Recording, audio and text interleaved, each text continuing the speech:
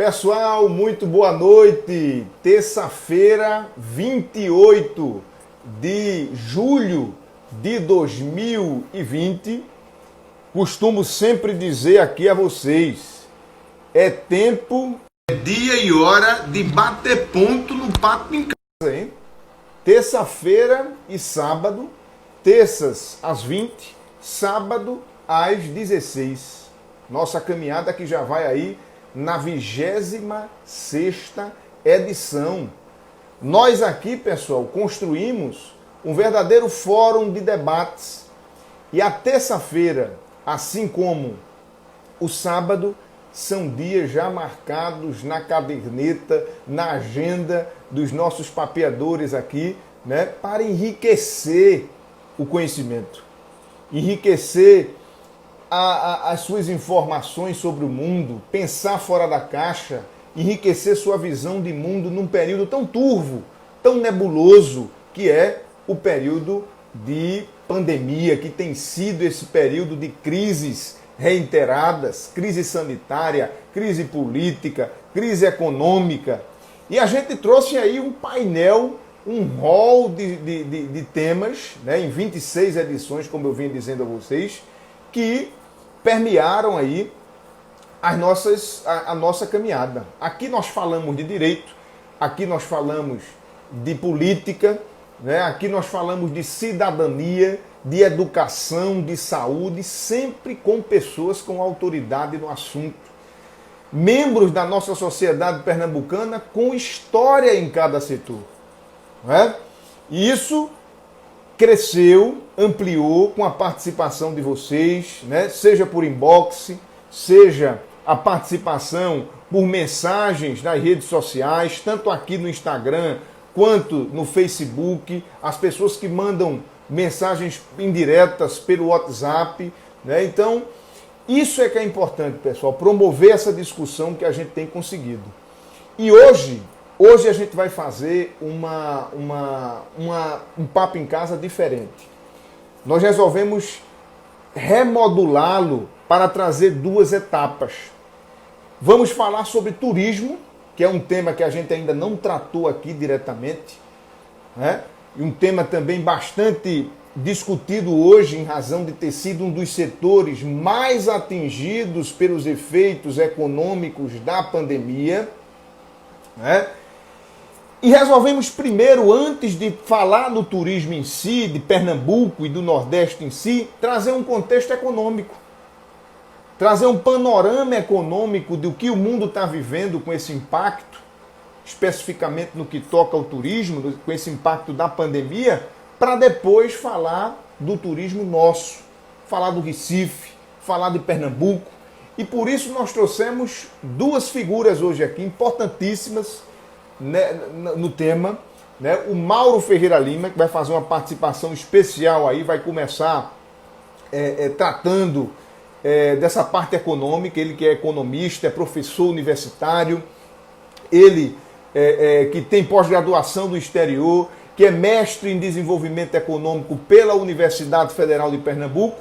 E depois que a gente fizer esse panorama geral com o Mauro, quem vai entrar conosco é o Paulo Braz, o convidado principal hoje. Paulo, que tem uma história, a gente vai contar aqui a história dele, tem uma história no Recife, como produtor cultural em Pernambuco, né? Tem livros publicados, tem empreendimentos que tiveram vivos e ativos em muitas épocas aqui em Pernambuco, né? E a gente vai apresentar Paulo, vai conversar com ele mais especificamente sobre Pernambuco e sobre o Recife, né? Agora o Mauro já está aqui, o pessoal ainda está chegando, como de praxe, mas eu já vou chamar o Mauro aqui para dividir a câmera com a gente. Lembrando, pessoal, que nós estamos com um canal do YouTube. Geralmente, as nossas lives têm sido muito mais vistas, muito mais engajadas pela gravação, depois de ocorridas. Por isso a gente fez lá o nosso canal no YouTube. Você acessa Felipe Ferreira Lima no YouTube e você tem acesso às últimas edições, né? Nós tivemos aqui ex-ministros, tivemos aqui jornalistas, tivemos aqui políticos, advogados, estão todos lá. E você pode ter o acesso acessando o nosso canal. Mauro está chegando aqui, o convite já foi enviado, ele já está na sala aqui conosco. Está chegando.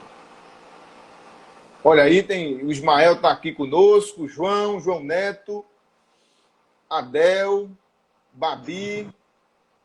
Ô Mauro, boa noite. Boa noite, Felipe. Boa noite a todos que acompanham esta live. Tá me ouvindo bem? Tá me vendo bem aqui? Estou lhe ouvindo bem, Felipe. Estou lhe Tudo ouvindo certo? com certeza sem problemas. Está tudo na paz. Ótimo. Queria Como inicialmente, Mauro, possível, é? Na paz, dentro do possível. dentro do possível, é verdade.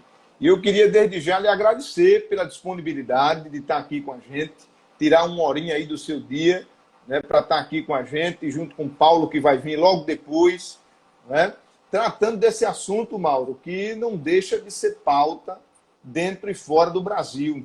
E que essa visão econômica, essa visão macro, é importante para embasar essa nossa discussão local, né?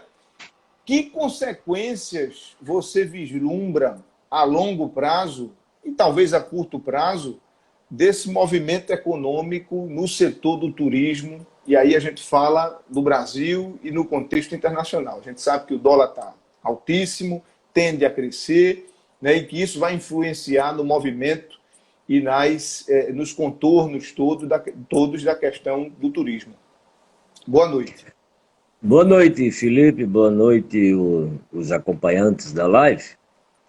O que eu poderia dizer para você é que o Brasil, infelizmente, entrou nessa pandemia como numa imagem de estar dentro de saído um pouco para uma UTI semi-intensiva. E quando estava nessa UTI semi-intensiva, acontece a pandemia e tem sido o transtorno e a desarrumação econômica e social que nós estamos acompanhando. É triste ver esse quadro social tenebroso que despontou com a pandemia. De repente, o Brasil se viu no espelho com metade de sua população. Hoje o Brasil tem 211 milhões e 500 mil habitantes. Então, você tem metade dessa população vivendo numa situação de absoluta carência, e isto ficou provado pela correria para o auxílio de R$ 600 que o governo, através da Câmara, concedeu. É lamentável, é qualquer coisa, sim, de tenebroso em termos de quadro econômico, isso que nós constatamos. Nos acostumamos, nesses últimos 14 anos do governo anterior, a ter a imagem de um país que tinha vencido a pobreza, vencido e superado esse quadro de miséria até, e o fato é que foi tudo divulgação absolutamente infundada. Chegou a enganar até a prefeita de Paris, que concedeu o título de cidadão ao Luiz Inácio Lula da Silva, que apregoou que tirou da população miserável, praticamente aí a sua totalidade, tirou 35 milhões de pessoas da totalidade de pessoas dependentes de se alimentar até. Se almoçou meio-dia, não tinha certeza de que à noite teria um pão na mesa para ele e para seus filhos. Foi uma enganação total e a realidade é esta que nós estamos vendo, presenciando. E nessa situação temos que pensar também, afinal de contas, em como sair disso. Exato. Vamos sair destroçados, vamos sair completamente avariados dessa situação. E temos que pensar nas saídas que tem pela frente. Acredito que teremos que já começar a pensar em como arrumar e juntar os cacos, por conta de que só teremos a vacina a partir, talvez, do primeiro trimestre de 2021. mas é preciso cuidar já de como nós iremos juntar esses cacos para fazer com que o país retome um mínimo de crescimento. Aí isso vem se rebater sobre o Nordeste, que é o tema que eu prefiro ter um pouco mais de tempo aqui dentro do limite de tempo que eu tenho para falar, e descer para Pernambuco.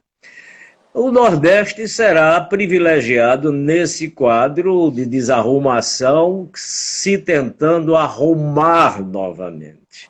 O Nordeste vai ser privilegiado pelo fato de que tem uma estrutura turística muito visivelmente forte, e essa estrutura turística, abalada como está agora, ela vai se soerguer por conta exatamente desse segmento tão dinâmico quanto o turismo, que é gerador de emprego, gerador de renda e de oportunidades de trabalho.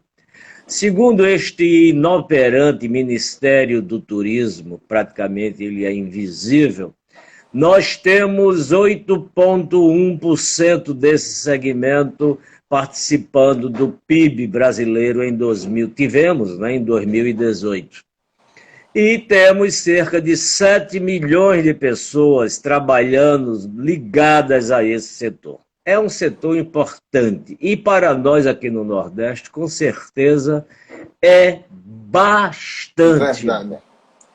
É mais do que a realidade que nós temos no dia a dia, econômica precária, a não ser quando se pensa em estruturas como o Complexo Industrial Portuário de Suape. Mas o turismo contribui em muito para a geração de emprego e renda. Inclusive, Mauro, dentro desse patamar econômico do Nordeste, alguns estados têm como primeiro setor, motor propulsor, o próprio turismo, né, da economia, como o Rio Grande do Norte, né, Alagoas também, né? Então, muitos estados dependem do turismo para ter a economia aquecida, não é isso? Com certeza, e a tendência é que esse aquecimento nesse segmento se dê pelo fato de nós termos o privilégio de ter uma costa maravilhosa, uma costa marítima que é um atrativo importante, que é um ativo turístico internacional ou internacionalmente reconhecido como tal. Pernambuco vai desfrutar muito disso aí, pelo fato de que, ao lado de Salvador, ao lado de Fortaleza, e junto a Maceió, Aracaju e acima, Natal, nós temos um conjunto de atratividades urbanas e balneárias que são qualquer coisa de inusitada no mundo. Nós temos aqui este patrimônio que vai começar a ser melhor visto e muito mais visitado pelo que restou de potencial turístico no Brasil, que vai ser reativado agora. O dólar está na casa dos R$ 5 e permanecerá nesse patamar por muito tempo. Isso fará com que as idas para o exterior das famílias de classe média para classe média alta não tenham mais condições concretas econômicas de ir para o exterior como iam, com a frequência que iam. Então, o turismo interno vai ser muito beneficiado no Brasil em todas as regiões, mas o Nordeste, particularmente, vai ser mais beneficiado do que o restante por conta disso tudo que eu falei, do seu ativo, do seu capital turístico instalado exatamente nos centros urbanos que eu me referi. Então, entrando no caso de Pernambuco, a gente vai ter exatamente aqui no contexto Recife, Olinda, Porto de Galinhas, um quadro extremamente importante nacional e continentalmente, para não falar internacionalmente.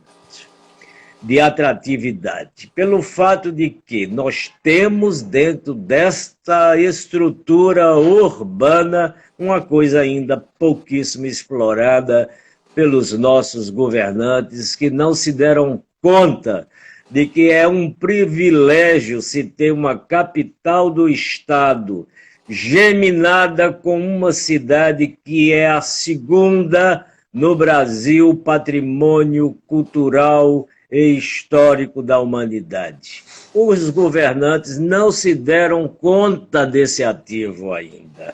Recife Olinda é uma joia a ser lapidada, é exatamente um elemento que necessita de atenção pontual para vender, no bom sentido, isso ao Brasil. Poucas pessoas no Brasil sabem que Recife está geminada a Olinda, de que você saindo do shopping Itacaruna, você atravessando o viaduto, você está em Olinda. Eu diria que se 5% da população brasileira sabe disso, é muita coisa mesmo esses 5%, porque 95% não sabe. E no momento em que descobrir que essa germinação acontece e que está à sua vista e à sua mão, isso se tornará um elemento de grande atratividade se for explorado bem. Recife dispõe disso. Olinda, Recife Olinda é um produto que teria que ser trabalhado como um tal. Não se fazer com que houvesse uma distinção entre uma coisa e outra, duas cidades. Não devia ser um contexto único a ser trabalhado e vendido. Isso durante o ano todo e, sobretudo, durante o Carnaval. Eu já escrevi alguns artigos, já procurei algumas pessoas que poderiam trabalhar essa ideia, mas não avançou ainda de se criar o Circuito Recife-Olinda no Carnaval. O Circuito Recife-Olinda seria exatamente o quê? Mostrar para o Brasil e para o continente, principalmente, que nós temos um carnaval que se complementa, que começa praticamente no dia 1º de janeiro, 31 de dezembro à noite, verdade. 1º de janeiro, e vai até o final de fevereiro, quando o carnaval aí se encontra. E se teria nesse conjunto chamado Circuito Recife Olinda uma definição de tudo o que é o Carnaval de Pernambuco, com a colocação de todos os blocos, de todos os elementos que fazem o Carnaval de Pernambuco ser tão importante. Do Galo da Madrugada ao Homem da Meia-Noite, às pitombeiras de Olinda, aos blocos que saem em Recife, que são inúmeros. Isso precisa ser cadastrado de uma forma temporal para que a população, através das redes sociais, saibam que em janeiro já tem carnaval. E dia tal sai tal bloco. Dia tal em Olinda tem um outro bloco. No outro dia em Recife terá tal atração. Enfim, você diria exatamente aí, montado no Circuito Recife-Olinda, um elemento extremamente valioso para vender como atratividade turística. Verdade. Importantíssimo. Fora isso, que é o Carnaval, o Recife dispõe, eu diria, de 7 maravilhas importantes. No Recife Antigo, que por si só é uma maravilha, nós temos ali a Central de Artesanatos, temos o Paço do Frevo, o Cais do temos Sertão, né? o Museu do Cais do Sertão, temos ainda estruturas adicionais que ali se juntam a outras do Recife, como poderíamos citar as 2 estruturas de produção artística dos Brenães, o Instituto Ricardo Brenan, a Oficina Francisco Brenan, ainda teríamos mais elementos para juntar a esta atratividade que Recife tem e que é importantíssimo de ser explorado. Esse conjunto representaria um elemento extremo, vai representar, porque eu acredito que vai ter quem acorde para isso e trabalhe essa ideia e venda este ativo de uma forma absolutamente profissional, usando um marketing de chegar e de acompanhar até a pós-venda. Ou seja, o turista veio, viu e é importante saber se ele voltará. Tem que se trabalhar isso. Sim, a perspectiva futura, né, do retorno. Claro, e se trabalhar isso, Felipe, nos centros emissores, que serão aqueles que não irão mais para Miami, que é o interior de São Paulo, que é a própria cidade de São Paulo. Aí é que está a exploração econômica nacional, em razão do momento, né, que a gente vive. Exatamente. Trabalhar o sul do Brasil, que pouco conhece aqui. Agora, Mauro, veja só, a gente está falando de duas joias, como você bem disse, o Recife e Olinda, já conhecidas no Brasil em termos de potencial e que a gente não explora como deveria. Essa ideia do circuito com certeza. Mas veja, nós somos amadores. Nós em Pernambuco temos uma economia no interior que poderia também explorar o turismo em determinados pontos e que a gente pouco visualiza também. Você vê a questão de Petrolina, do circuito do vinho, que é o que está se falando agora, de Garanhuns, a própria Gravatá, Triunfo, né, Bezerros no Carnaval. Né? Então, é preciso também, dentro desse contexto econômico, abrir para o turismo, a visão da atrativo turismo do interior, né? Importantíssimo, Felipe. Eu não citei esses outros polos importantes demais e com potencial de ser explorado melhor e mais profissionalmente, porque eu precisaria de horas aqui para falar. Exato, eu sei disso. Do que é que significa incentivar esse turismo voltado até, por exemplo, para o que vai acontecer logo mais, que é o polo vinícola de Garanhuns. Sim. É importante. Ali, sim, é verdade. Ali vai ser um atrativo. Paulo Monteiro aqui está dizendo, ó, Cachoeirinha, Terra do Couro, Aço, Arreios, Feira de Gado, etc. Né? Importante mostrar isso ao Brasil. O Brasil não conhece o Brasil. O Brasil precisa conhecer o que é que nós temos, os tesouros que temos aqui, não ainda explorados devidamente e profissionalmente. Então, eu me sinto com essa, eu diria, perspectiva de que a pandemia trouxe para a gente este horror, mas vai trazer para nós também essa possibilidade de fazer com que nós tenhamos este momento especial de sermos vistos no Brasil como um local especial global. Não é qualquer canto do mundo que reúne o que nós reunimos.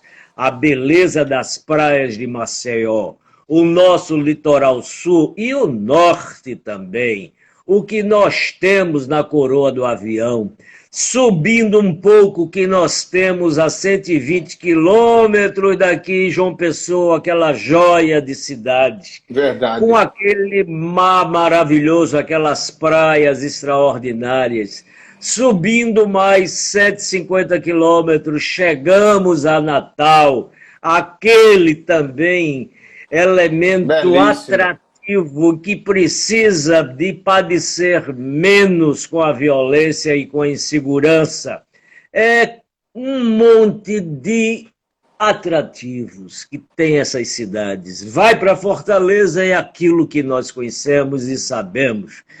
Olha, Felipe, o Nordeste é de uma riqueza inexplorada que me comove e falar, e ao mesmo tempo me dá exatamente esta visão de que nós iremos melhorar em muito se nós abrirmos os olhos para o que temos à mão.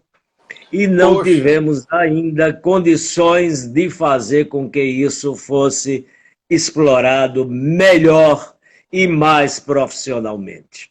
poxa, Mauro, Acho foi instigante esse seu depoimento. E eu acho que num momento como esse, a gente viver e vislumbrar um horizonte como o turismo nos dá aqui é algo excepcional. Nos dá esperança aí de que temos saídas. Basta explorar. claro, Mas será quando que os governos têm essa disposição? Né? A gente vai conversar com o Paulo Braz aí logo mais, vai entrar aqui, vai conversar da experiência que ele teve. E a gente sabe da dificuldade que o empreendedor, que o empresário que quer investir em turismo tem, no Nordeste e fora dele, no Brasil todo. Né? Será que os governos estão com disposição de investir para fazer do turismo a mola propulsora que a gente precisa? Felipe, os governantes atualmente estão todos debilitados, atordoados com isso, não estão pensando no amanhã. Verdade. Mas há que ter quem pense o amanhã, porque esse amanhã é logo amanhã. Ou seja, a vacina sairá, como eu lhe falei anteriormente, com muita certeza, eu diria, no próximo trimestre, no máximo no final do segundo trimestre de 2021. Nós teremos que pensar já o que fazer. Não é só esperar a vacina e no outro dia ficarmos atônitos, sem ter planejado absolutamente nada. É preciso, no outro dia, já dizer para as populações que estão procurando, não sou eu quem diz, quem está dizendo são as pesquisas do Ministério do Turismo e do próprio Booking, dizendo que Porto de Galinhas é o 5º local mais procurado ultimamente, no mês de junho, já para saber como chegar a Porto de Galinhas, se Porto de Galinhas estará com disponibilidade já de receber. E eu diria para você que um dos hotéis mais conhecidos, tomo a liberdade de falar aqui o nome, o Somerville, está já quase com 40% de ocupação para este mês de julho, no momento de nós estarmos ainda mergulhados nesse horror da pandemia. Isso é qualquer coisa lotérica tirada. Os outros, as pousadas começaram a se organizar em conjunto, estão fazendo a retomada acontecer. As estruturas maiores, Porto de Galinhas tem 13.500 leitos. É muita coisa que precisa ser trabalhada para se divulgar que está voltando a acontecer. É uma localidade que tem a atratividade que tem, é o sonho de consumo de quem casa no interior de Goiás, quem casa em Mato Grosso, quem casa no interior de Minas, quem casa no Paraná e Curitiba, vir para Porto de Galinhas. É um sonho de consumo de uma lua de mel prazerosa, de uma lua de mel inesquecível. Porto de Galinhas é isto, e voltará a ter o peso que merece ter no contexto continental sul-americano. Os argentinos estavam vindo muito para Porto de Galinhas. Infelizmente, aconteceu a crise econômica que veio a eleição e, em cima, a pandemia não conseguiu ainda debelar. Os turistas foram minguando, mas vamos torcer também para que os nossos irmãos saiam desse quadro tenebroso, se reorganizem e retomem a sua vinda para o Nordeste do Brasil. Excelente, Mauro. Foi uma belíssima participação. Pena que a gente tem tempo curto, senão a gente teria aqui tema, como eu falei, se a gente entrasse aí até no potencial do interior, a gente ia ficar aqui até 3 horas da manhã conversando e falando das consequências, né? Eu agradeço a você, Mauro, pela participação e a gente vai entrar daqui a pouquinho. Você sai e o Paulo Braz, que já está aqui conosco, vai entrar para falar da questão específica do turismo do Recife e em Pernambuco. Muito obrigado, Mauro.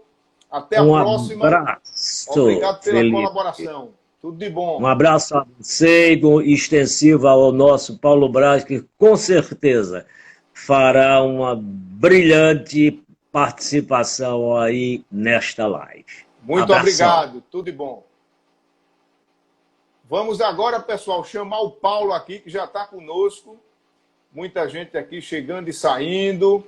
Queria mandar um abraço aqui para Ricardo Lustosa, Fernanda Castro, Cris Marília, Marina Ribeiro, que está aqui conosco desde o comecinho, Paulo Monteiro, Carla Delgado e o nosso amigo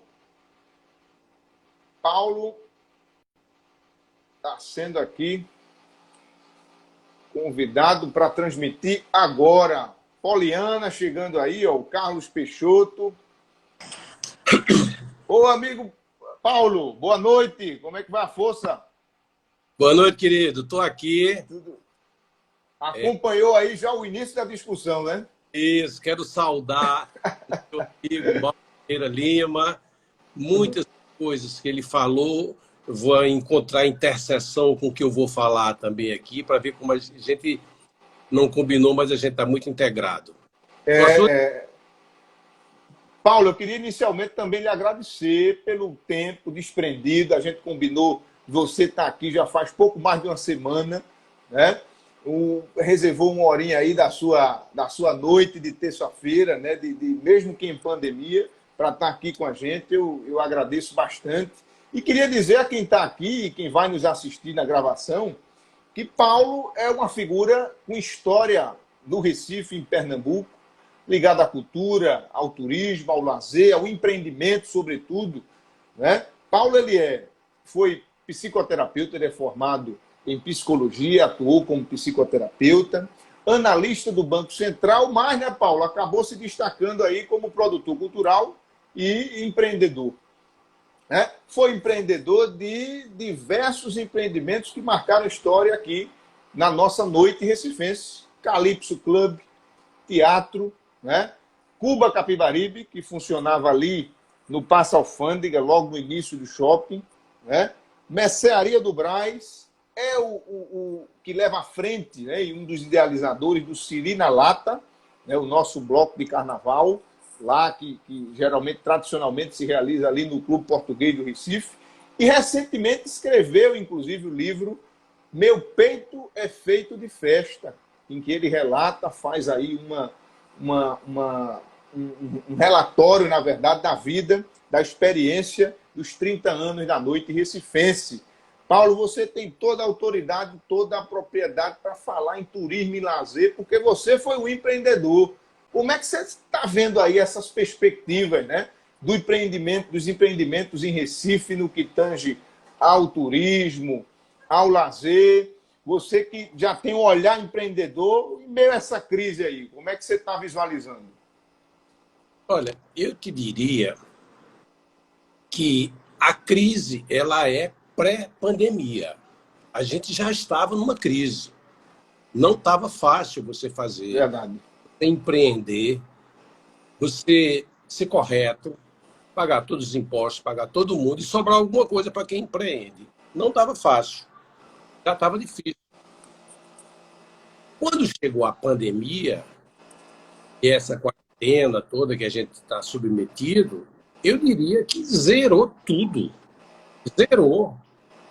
Até quem sobreviveu está tendo que se reinventar, está tendo que ter uma economia. A gente está vivendo uma economia de guerra. Verdade. Economia de guerra. A gente, até para sair de casa, a gente pensa 3 vezes antes de sair de casa. Só realmente necessário. Então, isso só ocorre numa guerra. É. Todo mundo asilado dentro de casa, tal, né?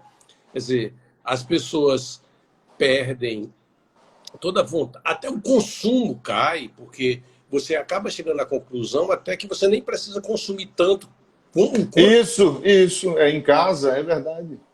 Você começa a ver, eu tenho tanto par de sapato aqui, eu tenho tantas camisas que eu... É. Então, isso dá uma retração econômica muito grande. Imagina, então, o entretenimento. Porque o entretenimento ele é tão importante quanto qualquer trabalho. Porque Verdade. o trabalho reserva uma parte do que ganha para se divertir, para se entreter. Porque a vida não é só trabalho. Senão Exato. viraria trabalho forçado, né? Gulag, esses campos de concentração. Todo mundo trabalha para poder ter o direito de Ter se o divertir. entretenimento, claro. Verdade. Então, mas quando a gente entra numa economia de guerra, a primeira coisa que desaparece é o entretenimento, a cultura, o lazer. Você está pensando só na sua sobrevivência básica. E isso é economia de guerra, sobrevivência básica. Então, eu acho que a gente está vivendo um momento muito difícil. Eu, inclusive, encerrei a operação Mercearia do Brás. Olha aí, rapaz, que pena.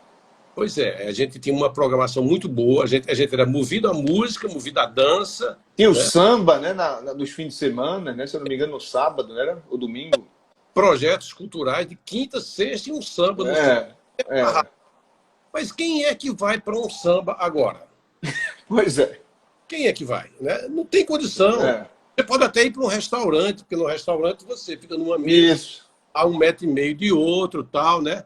Mas samba é lugar de se concentrar, de se jogar, de se pegar, de se beijar, de dançar, de se divertir. Então, não tem condição. Então, eu acho que esses eventos, tipo shows, entretenimento noturno, casa noturna, vão ser os últimos que vão entrar, né, na ordem do dia. Sim. Porque isso é uma coisa que é feita com aproximação das pessoas, né?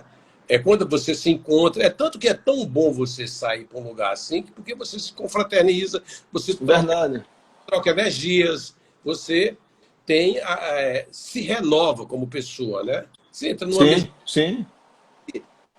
você sai, Revigora, claro. né? Então, essa coisa toda. Então, eu acho que a gente está realmente vivendo um momento muito difícil. Mas eu queria dar um corte aqui sobre essa minha visão agora, né? Que eu acho que a gente vai retomar mais na frente, mas a gente vai. Eu acho desde já que você tocou num ponto importantíssimo. A economia já havia ruim. Então já existia, a gente já estava descendo a ladeirinha e a pandemia só veio exatamente, a intensificar. Já estava difícil, né? Pois é. Mas um pouco do histórico aqui, que eu vou linkar um pouco com o que Certo. Mauro Ferreira Lima fez. Veja bem, na década de 90, eu me descobri como festeiro. Existe o carnavalesco e existe o festeiro. O festeiro. Eu entrei no Banco Central por concurso com 22 anos de idade, me formei com psicologia, fui trabalhar. 10 anos depois é que eu vim descobrir que o que realmente sabia fazer com prazer e com retorno financeiro era fazer festa. Você se descobre mais na frente, né? Então, eu fiz muitas festas, muitos réveillões e muitas casas noturnas. Na década de 90, eu estava no Banco Central. Eu tirei muitas licenças, fui e voltei, mas, assim, especificamente na implantação do Plano Real, Sim. eu fazia parte da equipe de comunicação do Banco Central aqui no Recife. E o delegado do Banco Central, que veio do Rio de Janeiro e que eu era assessor dele, disse para mim: Paulo, você vai vivenciar uma coisa única na sua vida. Vai ser uma transformação no Brasil. A gente vinha de inflação de 80%. Eu me lembro que na época de Sarney, 80%. Se tem uma inflação de 80% por mês, as pessoas mais novas, de 30 anos para trás, jamais vão imaginar como é que você pode perder 80% do valor da moeda num mês, né? Então, quando entrou o Plano Real, zerou Zerou. Eu me lembro que tiveram meses em que o real era mais valorizado do que o dólar. Um dólar, um real, correspondia a 0,89 de um dólar.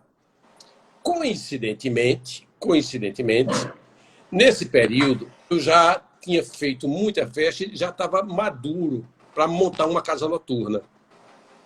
E eu percebi que o local ia ser o Recife Antigo. Sim.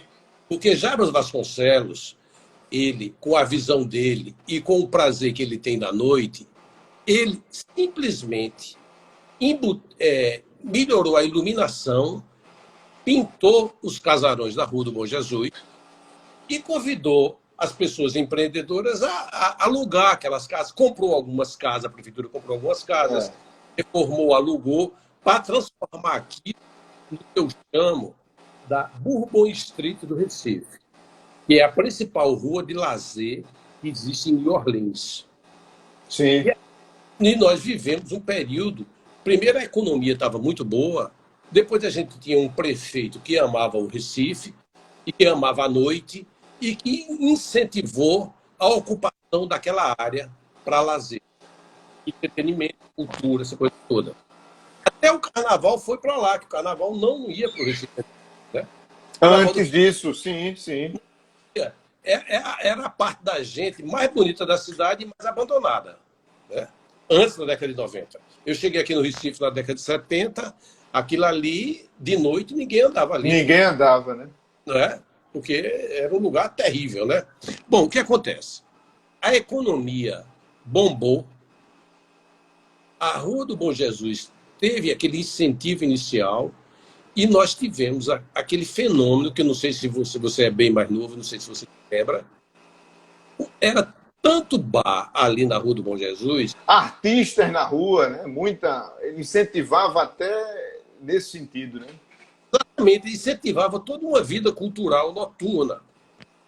Isso fez com que aquilo ali tivesse um volume de trabalho e de cultura tão grande que o Recife voltou a ser um local visitado não apenas nas suas festas tradicionais, que é o Carnaval de São João.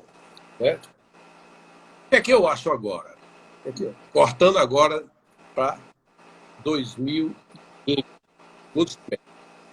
Nós vamos ter uma eleição para prefeito agora. Né? Exato. E a gente precisa até discutir nessa cidade. Inclusive, está no debate aí, né? Porque o turismo vai ser, como o Mauro bem disse aqui, né? Vai ser a menina dos olhos com a retomada da economia, né? Porque ninguém vai poder mais viajar pagando dólar a R$6 quase para fora. Mas né? qual é o problema do Recife? Além de ter belas praias, um belo carnaval, uma das cidades mais culturais do Brasil, com tanta manifestação cultural quanto artista, aí chega um turista aqui nessa cidade, durante a semana não tem o que fazer. Não tem o que fazer. Verdade. Né? Ele pode ir ali. Já foram feitas coisas maravilhosas, que Mauro acabou de falar aí, dos aparelhos culturais. Inclusive, eu cheguei aqui, gerente geral. Do Passo do Frevo, não foi isso? Assim, há uns 5 anos atrás. Você tem o Passo do Frevo, tem o Cais do Sertão, tem o Centro Cultural da Caixa Econômica, você tem o acervo lindo ali da Rua do Bom Jesus. Mas você não tem, numa quinta-feira, digamos, você tem um... Não tem nada.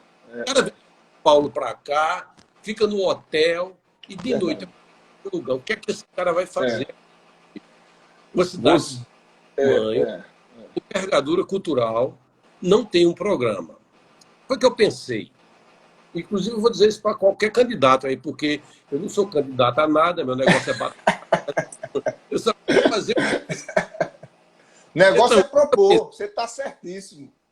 Na principal rua de New Orleans, que é aquela cidade lá no meio dos Estados Unidos, é fora do circuito Miami, New York, tal. Aquilo ali seria, digamos, o Recife, New Orleans, entendeu?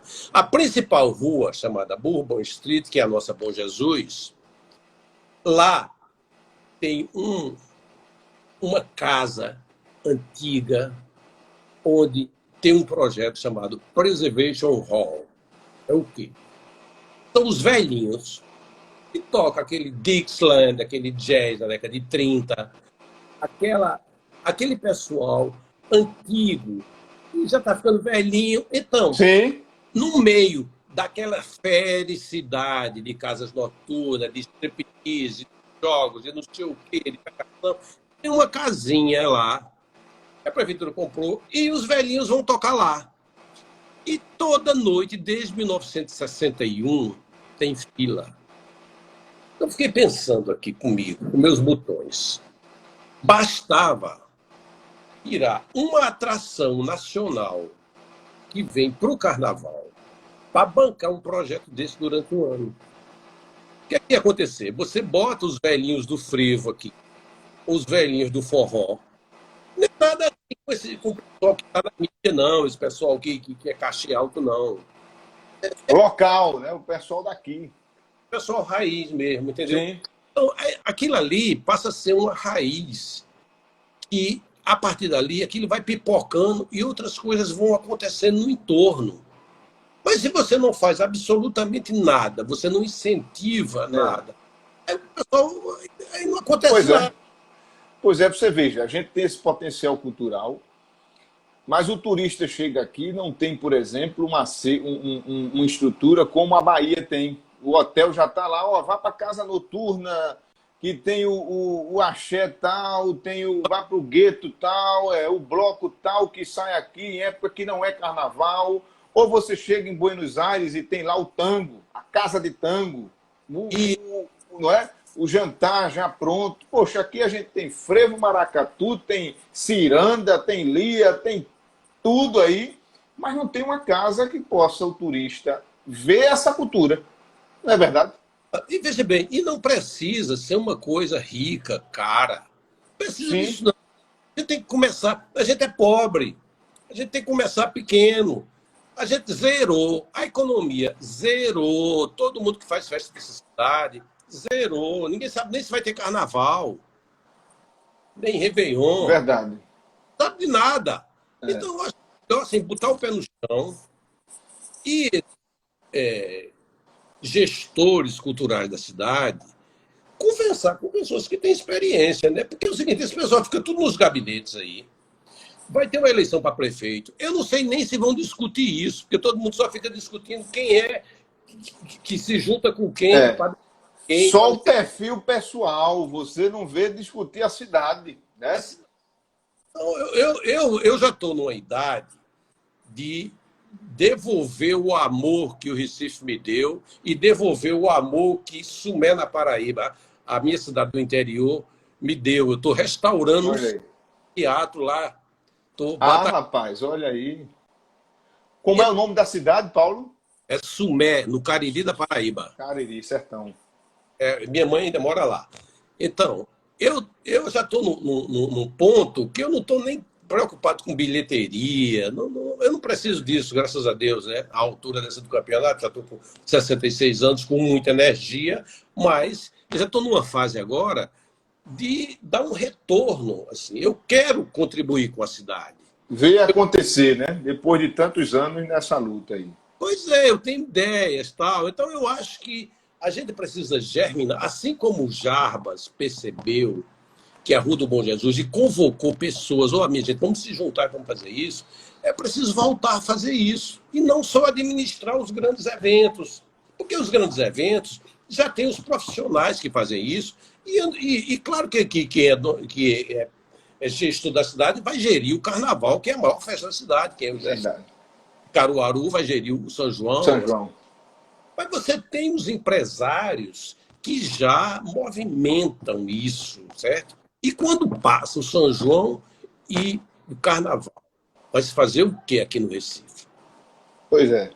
Ficar num tamborete no boteco, é? Pega o carro e vai para Porto de Galinhas. É isso que acontece. Mas isso... Então, a pessoa que chega de fora do aeroporto vai direto para Porto de Galinhas, né? É verdade. É verdade. E o turismo aqui ele fica mais resumido à questão executiva, né? De negócios, né? É uma situação. E você, Paulo, o que é que idealizaria? O que um candidato hoje a prefeito do Recife deveria trazer, por exemplo, você tem propriedade para falar isso pela sua história, como proposta para o turismo, né? Mais plausível, de maneira mais prática. Eu considero o seguinte: qualquer candidato que for ser prefeito, ele vai ter que pensar na cultura, porque a cultura é um dos ativos mais importantes da gente, né? Recife é, se não a maior, uma das maiores capitais culturais do Brasil e da América Latina. Agora, Verdade. é administrada porque as pessoas que trabalham com isso não, sei lá, não sei se não sabem, se não se interessam, ou acham isso uma coisa menor, entendeu? Só estão É, preocupados com os grandes eventos, né? O cara está preocupado com o é, São Paulo, ele está preocupado em conseguir patrocínio para a Ambev, para bancar o Carnaval do Recife, então, ele está negociando altos negócios. Quando a vida é feita também de pequenos negócios, entendeu? O dia a dia. Se chega em New Orleans, o Carnaval de New Orleans é uma coisa, comparada com o do Recife, muito pequena, uma parada, entendeu? Mas a cidade é movimentada o ano inteiro. Um ano inteiro, entendeu? Então, eu acho que tem. E o New Orleans tem umas coisas. Eu adoro aquela cidade. Assim, né? Fui umas 3 ou 4 vezes. Ela, em 2005, teve uma enchente lá, o Katrina. 80% sim, sim, sim, sim. né? 80% da cidade ficou debaixo da água. 10 anos depois, a cidade parecia que não tinha acontecido nada. Tudo bombando, tudo bombando. E tem uma coisa seguinte: os americanos são muito caretas. Aí eles vão lá para o New Orleans, que é uma mistura de cultura francesa, espanhola, crioula e tal, que o povo come sopa com pimenta, toma drink chamado Hurricane. E tem umas coisas muito interessantes. Tem umas sacadas, assim como fosse Olinda. E no carnaval lá, o pessoal fica lá nas sacadas com colares. Então eles jogam aqueles colares. E as meninas que estão passando, se a menina mostrar os seios, eles jogam os colares. Eu adoro essas coisas. Criatividade. Agora, veja, o Recife tem essa pujança de estar viva a hora toda. A gente vê essas cidades, né? A gente pensa também, por exemplo, Bruxelas, a gente vê Barcelona, que vive ali aquilo, 24 horas, aquela energia na rua, gente e tal, e a gente está travado o tempo todo nisso, rapaz. Nós estamos assistindo vizinhos fazerem isso, conseguirem, ultrapassando a gente em turismo, e a gente não consegue. Com todo potencial, às vezes bem mais potencial do que nossos vizinhos, e travados Eu vou te por dizer anos. a gente vai ter uma eleição daqui para o final do ano. Se esse pessoal, mesmo os mais jovens, não conversarem sobre isso, vai continuar a mesma merda. Entendeu? Perdeu o bonde andando, é verdade. É Então, verdade. É a verdade. preocupada com o poder, não está preocupada com É, a cidade. E a é. cidade é feita de pequenos negócios, pequenas coisas, entendeu? Por exemplo, Roger e Niltinho, eu acho que são Sim, 2 batalhadores na cidade. 2 batalhadores. Os caras pegam aquela rural e chegam e é animam. verdade, é verdade, é verdade. Imagina se tivesse pessoas fazendo cada um o seu. O cara tem uma casinha lá na Rua do Bom Jesus, onde o povo dança lá.